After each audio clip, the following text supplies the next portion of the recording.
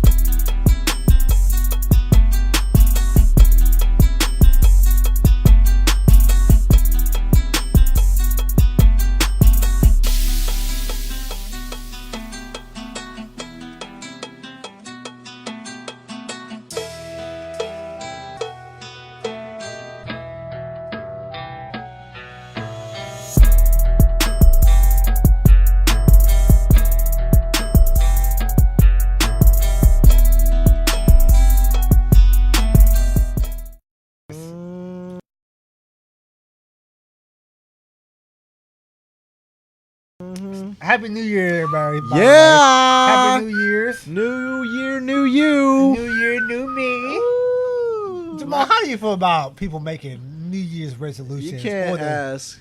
New Year. You New can't Me? ask me. I'm fat.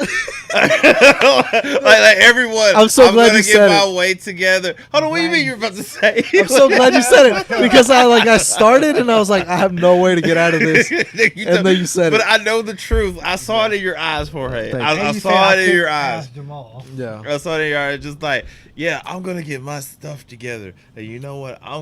But I will say this: I got my money right. I got a comma in the bank account. What? Hey. He got a nice Equinox. Yeah, Hey. it's big See, body you too. had a good. It is big body too. Okay, Yeah. you had I would say we all had successful 2018. Yeah. Jorge, what was one thing? What led you to have a good 2018? How did you go into 2018 that you did differently from other years that ended up with you being successful? You got married this year. I did. He filmed a comedy special. I did. You've been doing great things, man. How you gonna ask him a question about what he did And then answer it name for answer it No, for I'm good. I meant to ask, what did he do differently going into 2018 than he did other years for you to have a successful year? So it's gonna sound really weird and made up and kind of bullshitty. It's so simple, man. I got a fucking planner. Hey man, that shit helps. It like when you see your goals written down and you can break them down into smaller objectives, smaller goals, everything starts coming together. It's Big so facts. weird, man. Because I read books. I went through this, and this might be part of it too. I read books on like successful people like Tony Robbins, rich old white dude, Tony Robbins is pretty beastly. billionaire. I look at Eric Thomas.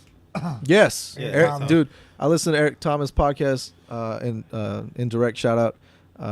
And dude, that shit is Eye opening. yeah, Third it's eye. amazing, Your third eye. amazing. Listen to me closely. Yo, listening? Yeah, champions. Come on, I'm the worst Keep impression. going when they have nothing to take. That's what keeps them going. That's what makes a champion. So I listen to a lot of podcasts like on audio because I'm working on a mower all the time. So I'll put in my headphones, and then I'll put on my noise canceling earmuffs, Facts. and I I'll do listen that while to reading. Gary Vaynerchuk, Gary V.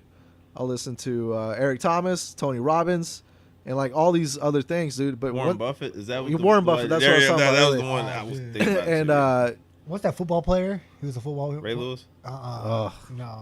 he's good too. Oh, never mind. Some people think he's a murderer. But it's weird, man. Like, He's definitely a murderer. but it's weird, man, how you start out with something so small and it leads to bigger things, and then you're like, hey, man, I need to really get my shit together, and it's just a domino. It's a domino effect. I tell you one thing that spoke to me that was like really big. Eric Thomas said he said he was looking around at other people, like he was looking around and he was seeing other people do good, and like he wasn't talking about like this. He wasn't hating on them, and he wasn't like talking about anything like that. But he was really good with the analytics, like not talking about the school stuff, just like like producing and like all this other stuff he's seen people do. He's like, I can do that. I can do that. I just need to stop like procrastinating and stop bullshitting, Man. and I can do it. Like he's like, they're not doing anything special that I can't do. Facts. They're not doing anything special. He's like, why are they winning and why am I losing? Yeah. And that's when he changed everything. Yeah. What you do in your 24 hours a day that's Facts. that's different than their 24 hours a day. It's the Facts. same time. It's exactly what you do Facts. in that 24 Now, hours. Jamal, how did you do 2018 when it was January of 2018? What mind state did you go into the year different than you did the other years? Didn't you got a promotion, right? Yeah. So at the beginning of this year, the end of 2016. So- I you want to be honest? What's up? he's still a cashier. Hey man, first of all, dude can't be a cashier, man. I'm still mad about that, man. I'm still mad about that.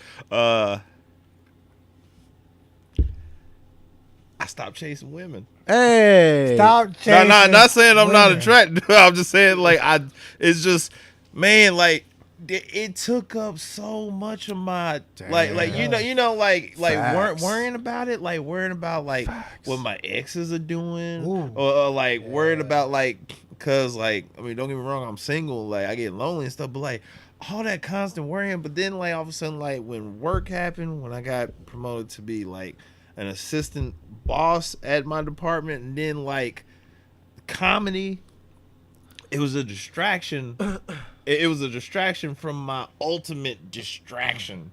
Facts. And like now I'm getting better at both of my crafts, because like, I mean, don't get me wrong. I mean, like, Dude, priorities, man. When you get your priorities straight, it's easy. Yeah. Compartmentalizing. I'm getting really good at compartmentalizing. Yeah. I'm getting really good at, I need to do this thing on this day. I need to do stuff like this on this day. Yeah. I'm good at organizing, because if you, like, I'm not trying to motivate. I'm not trying to be deep or anything like that. Like, but if you, like, walk through your life and you got 100 things going on and you can't, and you don't know how, like, which ones to do first or anything like that, you don't know how to compartmentalize, that's going to take time. You're going to lose time trying to figure out what I should do first.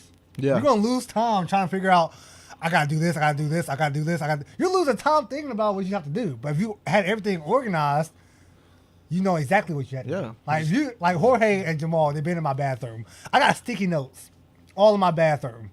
And they're color-coded and everything about stuff I need to do daily, stuff I need to do this year, and my long-term goals. And like recently I got to take a couple of sticky notes off and throw them away. And the high I got, the feeling I got from taking those sticky notes off, that I accomplished something that I set in my mind, was like amazing. Like that feeling you get when you're chasing girls or chasing like little easy stuff, like playing video games, those little easy victories, like chasing hoes and shit like that. It feels better than that. Like, it feels better. No, I'm being serious, man. I know. You it said feels check it better. out. Take it out. It feels better knowing that I'm completing goals in my life. Like, damn. Like, even if your goal is not to be rich, or if your goal is to be married, then you don't need to be sleeping around with a whole bunch of men. You need to be looking for one man that you can sleep with for the rest of your life, or one man that has all the qualities you need, and stop getting them from 10, 15 other dudes. Like Jamal.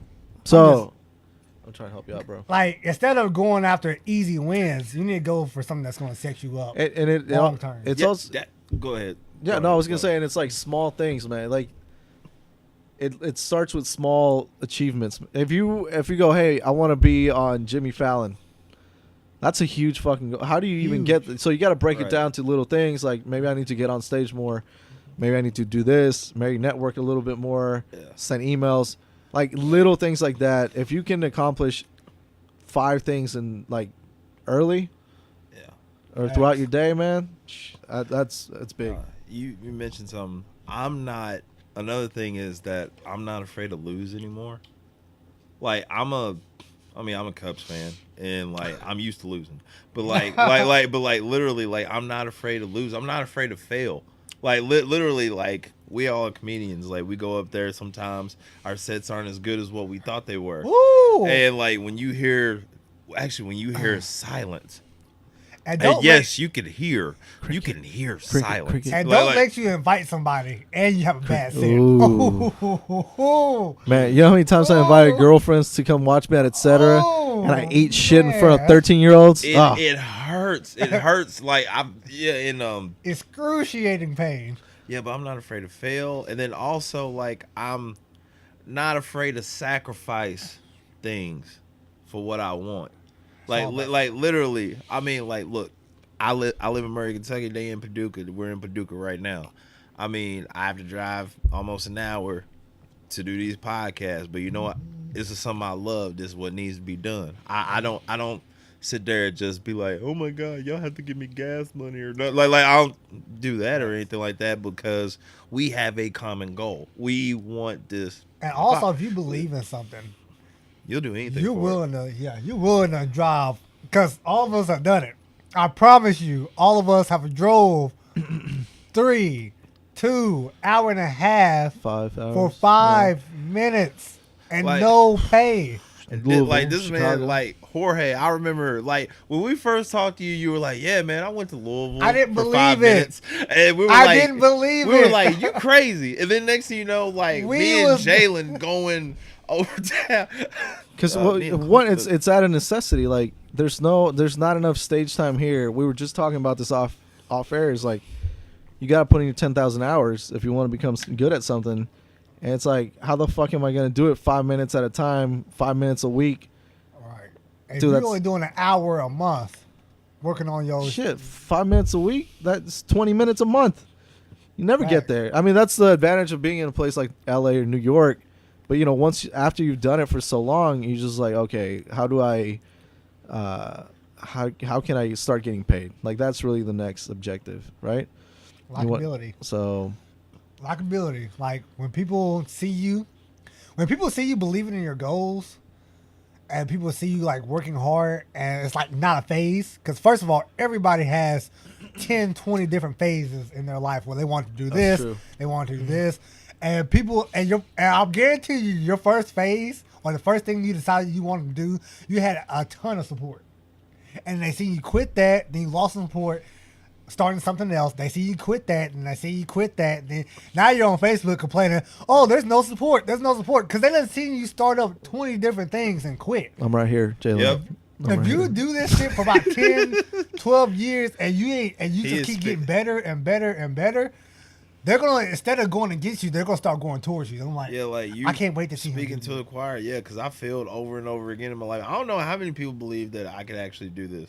They were just like, "Oh, okay, right. he's going through his comedy phase. You know, he's just a grocery person. That's all he's ever going to be." That's the first thing that changed for me was I started about 5 different things in my life.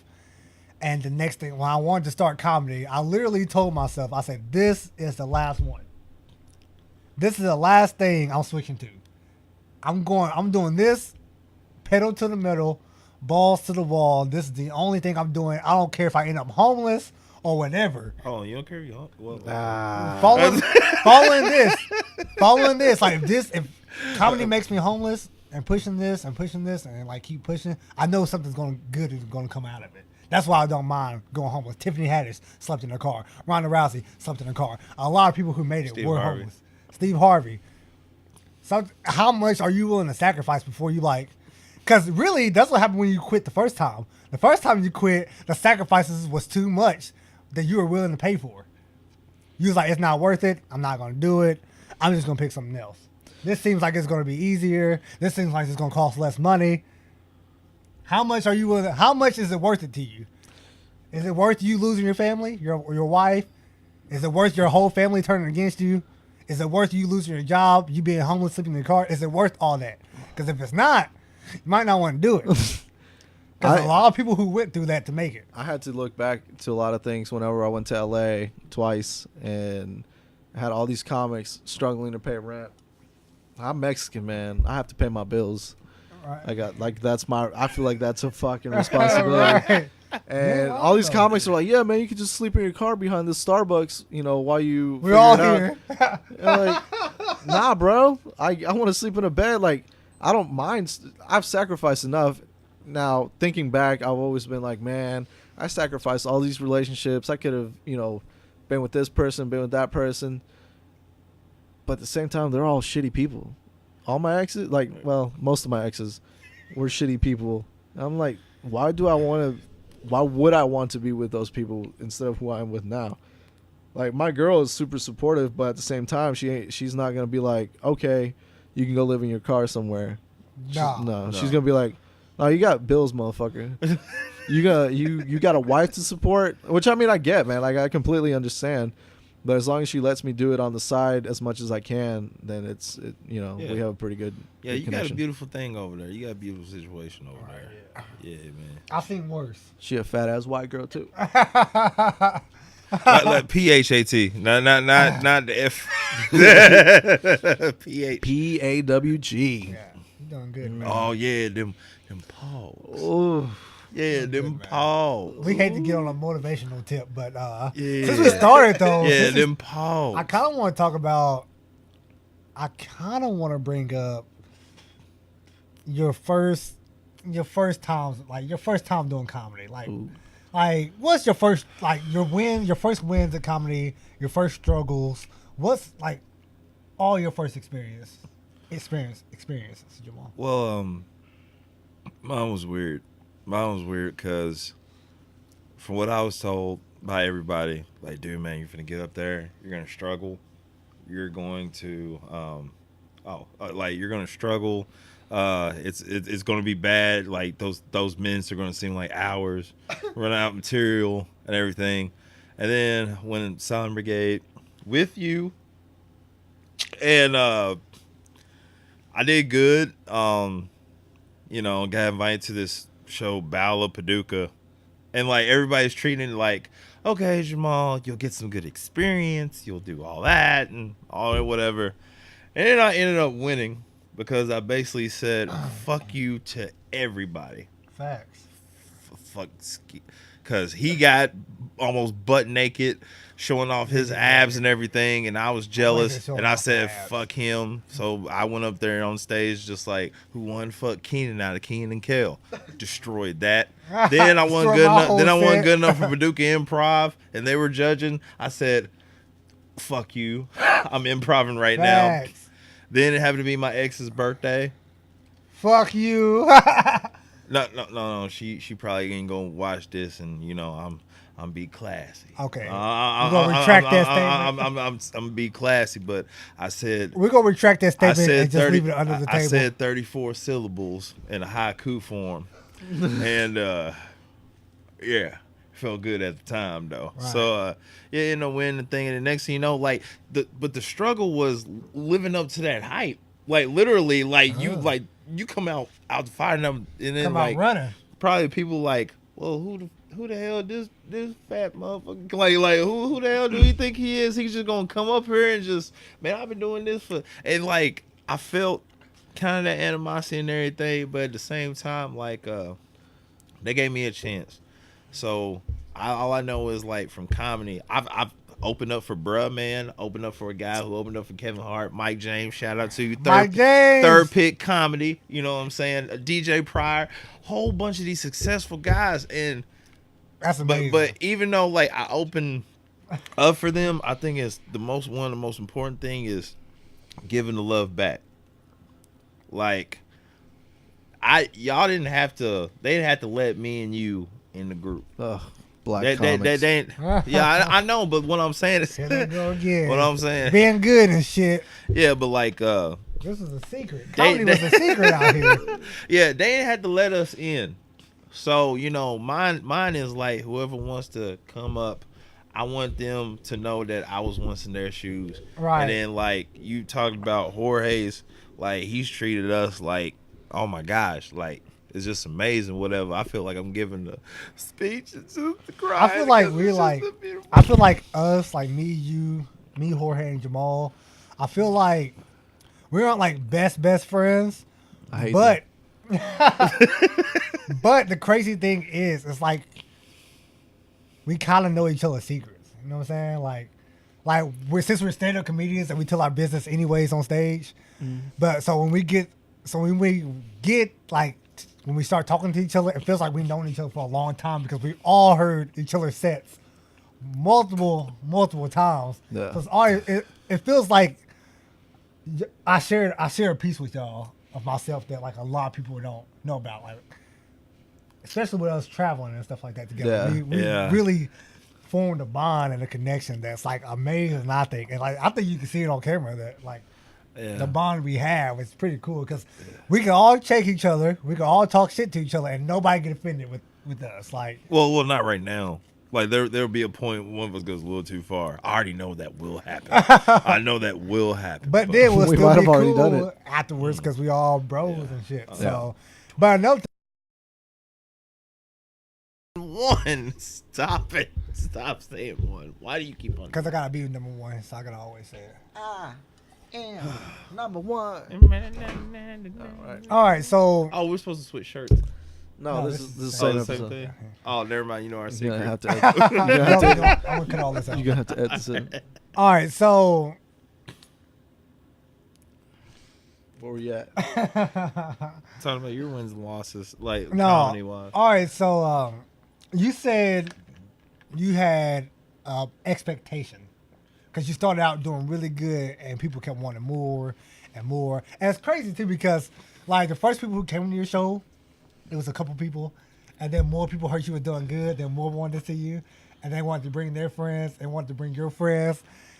Lucky. And you they all guys. think they're gonna get new material. Like that, a lot of people around here, not even around here, a lot of people don't really understand stand-up comedy. Like- Y'all don't understand that people like Kevin Hart and you're seeing all these different.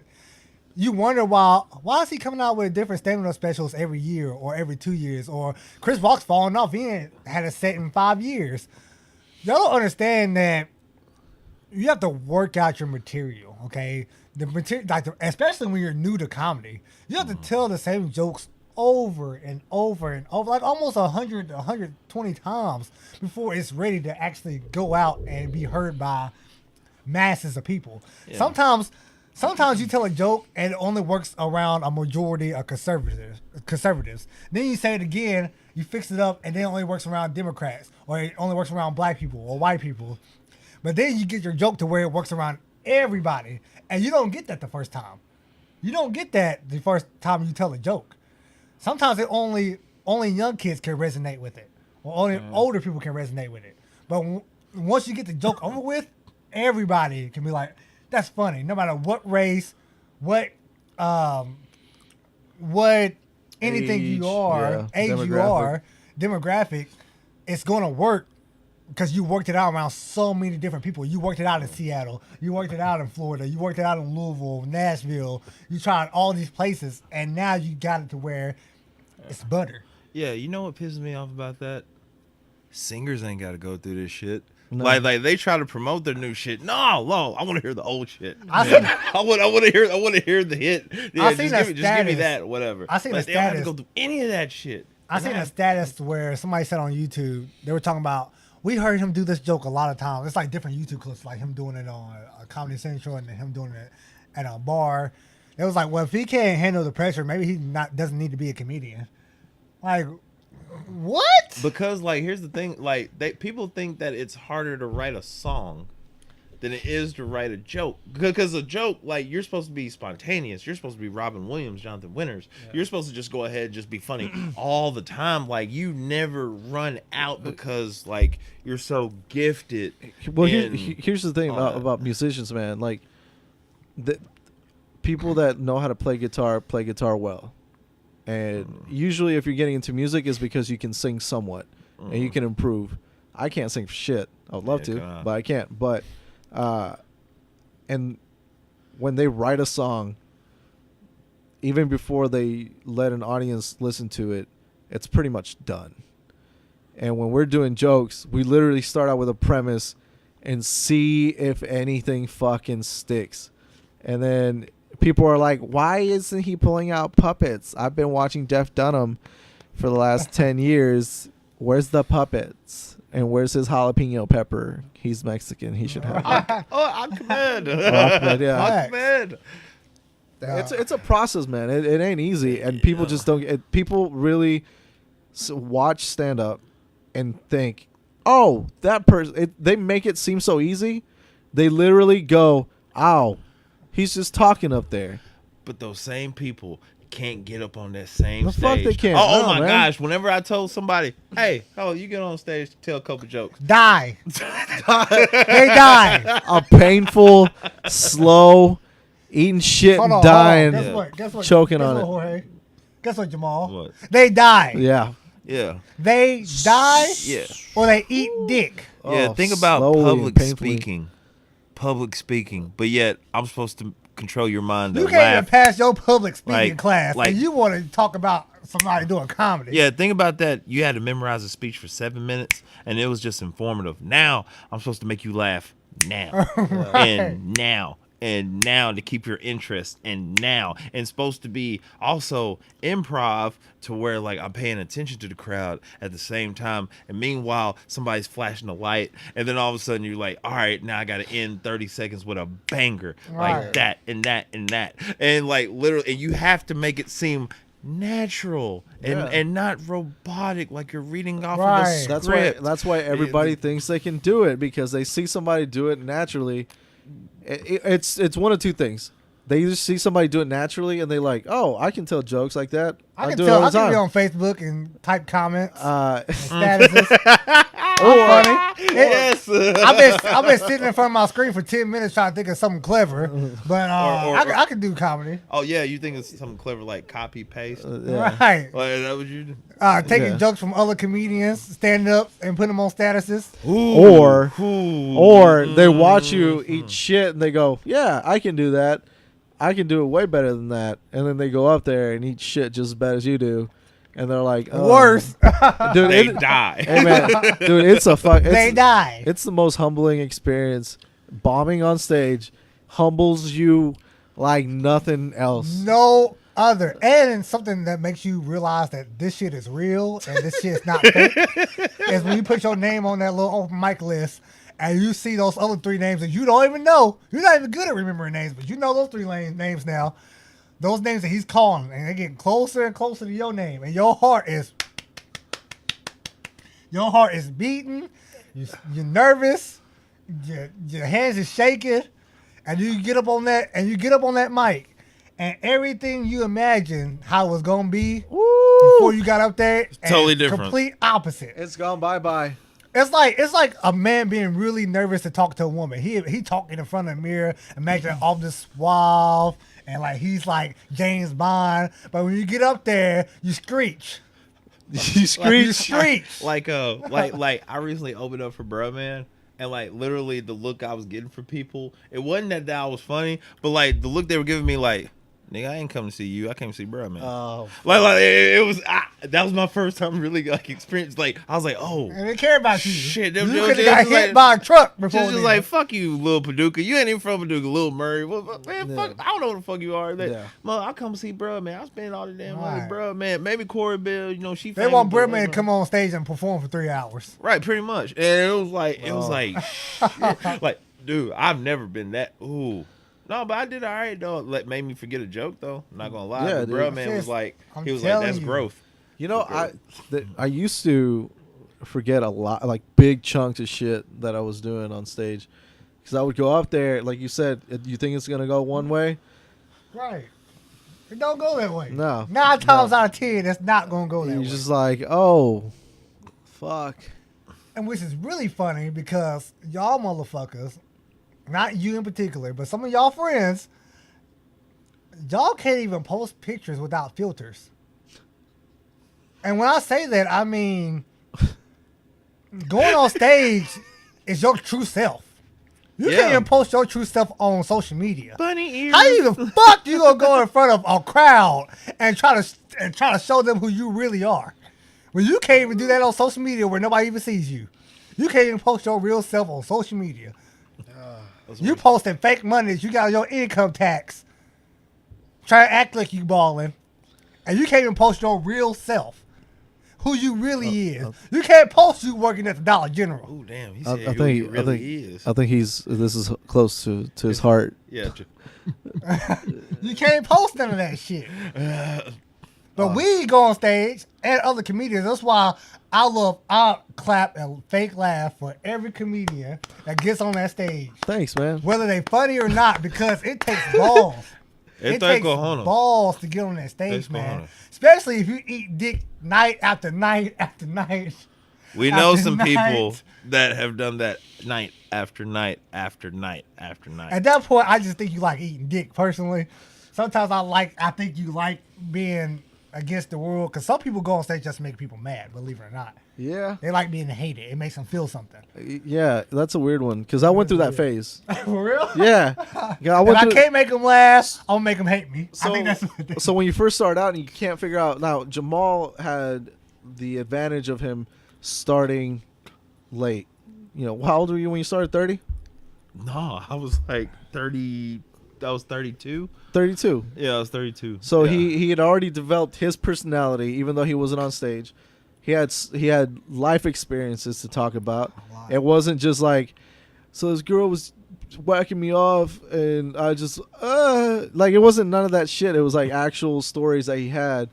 And like whenever I started, I was 19 and I had nothing to fucking talk about. What was I gonna relate to the crowd with? Like, I was driving this car that my parents bought me after I graduated high school. Dude, I had to figure out my own fucking way. Like, what was I gonna say? Like, what was I gonna talk about? And there are times where you watch so much comedy, you're like, maybe I can be like the Mexican Anthony Jeselnik. And if you've never watched Anthony Jeselnik, he's an asshole on stage. Dude, he's savage. He will hurt you. And so I went through that weird phase, and I was like, man, I'm not that mean. And then I went through. I'm not that. I think I'm a nice mean comedian. I went through like the storytelling phase. I went through the one-liner phase. I went through like this dark, weird fucking phase. And now you can kind of see a little bit of everything that I've like. If you watch my hour, it's coming out soon, guys. You can see a little bit of everything if you like. You know, me talking about my mom having cancer and all this, like, that was like from a dark time, and then you know, all my dating stuff and all this and that. So you just figure it out along the way. So I think I started pretty young. I would say I started comedy at 23. yeah, and the crazy thing was, like, when people from my school found out I was doing stand-up comedy, they were like, I totally see that. I totally see that from Jalen Biles, because I was always goofball storyteller, always. Like, I've always been. It's crazy now because like a lot of people who are my friends, they're like, I think you're funnier off of stage than you are on stage. Yeah. And yeah, I got that. I got that a lot too. And you have to work on that Yeah, because you're that's like, the hardest yeah. part. How can I become what I'm off stage on stage? Right. You want to be funny, like, especially Tom. Like, yeah, when stage is timing. yeah. So you want me to be myself, but time it to where it makes people laugh. But I need to look like I don't make people laugh. Like, that shit is hard. That shit is tough. Yeah. Really tough. Really tough to be yourself when somebody tells you to get a mic and This segment brought to you by Built Ford Tough. right. It's just tough. It's like, Get you an F-150. Like a rock. Like a rock. but also I will say to those people who say that is those people who say you're funnier off stage, they haven't necessarily been there when you had your best set. Yeah. When you had your best set, when you killed the crowd, a lot of friends, like, this sucks, but a lot of time when you invite people to come to your shows, Oh, you suck. you usually have your worst set. Oh, you suck. You usually do your worst. I mean, Yeah, that's why I stopped inviting friends. and there's so much pressure. Yeah, I think that adds on to it. I remember I Heck used to film my sets, and every time I turned on the camera, I would eat shit. And so it got to the point where I was like, I got to stop using a camera, and then that took the pressure off. I was able to relax, and I was doing fine. The one thing that fucks you up is that one time, the first time you do great, and you're like, how the fuck do I do that again? Oh man. Because so many things have to line up: audience, lighting, sound. audience, lighting, sound. You have to do Timing. well. Like, I had to live up to that, and there was no way I was living up to it because I'm sitting there, I was like, "What the fuck did I just create?" Didn't you? If I'm remembering correctly, didn't you do a thing at Silent Brigade soon after that? And there was like an ambulance that showed up or a fire truck. Jesse killed that night. No. I actually did good that night. Was it that night? No, I remember that was the first night because like your second night. The second night. That's the night you came back. Cause first night you told your nigga to. No. There was one night. There was one night where there was like a fire truck, and they came in the middle of my set, and I was sitting there, I was just like, "Oh, it's the fireman." Oh yeah, that was good. No, but there was one point where I watched you and you bombed, and you were just like, that was your first time. That was your first time you bombed, and you were just like, shit. And I was like, so this is what it's like. Oh my god, like, cause like literally, I started believing my own hype, and bro, that when happened. you bomb, that shit is so real. Like it's like. That shit is real. It's literally like you just came in like 30 seconds. You literally just like, no, it's like I'm you sorry. had the hottest chick in the world. I'm sorry. And she goes and reach down in your pants and you got a micro, but you just found out you had one. Like you didn't even know you had a micro. You thought you was 8-inching it this whole time. And she reached in your pants and she's like, "What is this?" He's like, "What do you mean? Hold on." And he's like, "It's a micro." And then she's like, "Micro." You're like, micro. So your balls start sweating, your taint starts sweating, your titties start sweating, everything starts sweating, and you're just like, what is happening to my body right now? It's the perfect timing where the audience thinks you're not shit, and then you come to terms with you not being shit. The perfect combination. It's so true. Yeah. It's so like true. He's not shit. You're I'm not shit. And then all of a sudden, like you get on Facebook and like you're like, dude, do I even say anything about this performance? Yeah. Like, do I even say anything? Like everybody who was there. I want to thank everybody for coming out to the show tonight. It was a great crowd. Thank you to the venue for having us. Hopefully, we get to do it next month. Hey, your friend come up and lied to you. You did good. Oh, my God. Man. Dude, you know how good you get to telling like that they're fucking with you? all the comedians quarantining you from the room. They're like, yeah, you did good. No, but about set though, like they're like, hey, you're all right, dog. It's anyways over here. After they did good, they over here. You know what I'm saying? You did that one joke you did. Yeah. Killed it, bro. Hey, oh yeah, you did good.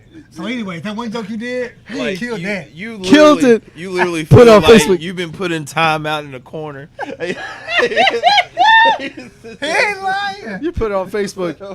You put it on Facebook. Hashtag killed it. Yeah, literally killed it. I go on and say I ate on Twitter. I always tell the truth. I ate dick last night. I ate a lot of dick last night. Hey, it makes you feel better. Just like, yo, I gotta get better. I ate dick. But absolutely, once you admit to yourself, you're like, God, you know. No, when you have those 2 or 3 bad shows, like you feel like, oh, maybe I was just lucky. No, dude, you do start questioning, why did I get in this? I ain't gonna make it. Hold on. Like, one episode I already know, like, because I don't know if we have enough time right now, but I will say this. There was a road trip we had in Smyrna, Tennessee. That may have been, like, the worst thing ever, especially for you, Jalen. Oh, but not comedy wise. We'll talk about that later. No. That'll be a different one. But, not comedy wise. That wasn't too bad. But man, but like now, I'll say this, Jalen. Me and you saying, like, I wonder, like, I'm not. No, we're gonna talk about that later too. What I was saying is, like, man, like right now, I don't know how many people really still believe the hype. You know, cause like we out here. You gotta believe that a lot of people jump on because it's new, it's fresh. Something that gives them a little hope in life. Like, oh, Jamal's doing comedy and he's doing good. Maybe I can finally go to the gym and lose this 30 pounds. Like, a lot of people see somebody doing good and they think they can do good. So you got to remember, like, a lot of support comes from other people believing in you that they can believe in themselves. Yeah. That's some real shit right there. Man, and like, until they see you do good, until you go to the next level, like, okay, they're like, I'm gonna support Jamal, but I'm gonna stop coming to the shows until Until he hit this level. Yes, this No, level. man, shit feel It's like, like that, man, though. this shit feels like Mike Jones. Back then they didn't want me. Now I'm hot. They all on me. You gotta keep that's- validation. I know it's just like, all right, I plateaued. Now all of a sudden, I mean, like, I'm gonna like his stuff just so he knows I still rocked with him. Yeah, I still rocked with him. But that's for me coming to But- shows. We're gonna cut that out. But like, as soon as I fail, I knew that motherfucker was gonna fail. Right. I knew They're that not motherfucker praying was on your gonna jump off. downfall, but they expect your downfall. Yeah. If you Oh, do yeah. good, they're like, well, I was Jamal. I knew about Jamal ever since I was coming to the shows. When he I got a first whole started lot of doing people comedy. waiting for me to fuck up. We got- I already know we got that. 30 seconds. And a lot of times they be waiting for you to quit. I ain't quitting this Waiting for shit. you to quit. I'm happy as fuck. Hey, but this Los Brothers podcast, your soon-to-be favorite podcast. What's up? Tune in next week for our next episode. We love y'all. Yeah. Aprendimos a quererte desde la histórica altura donde el aprend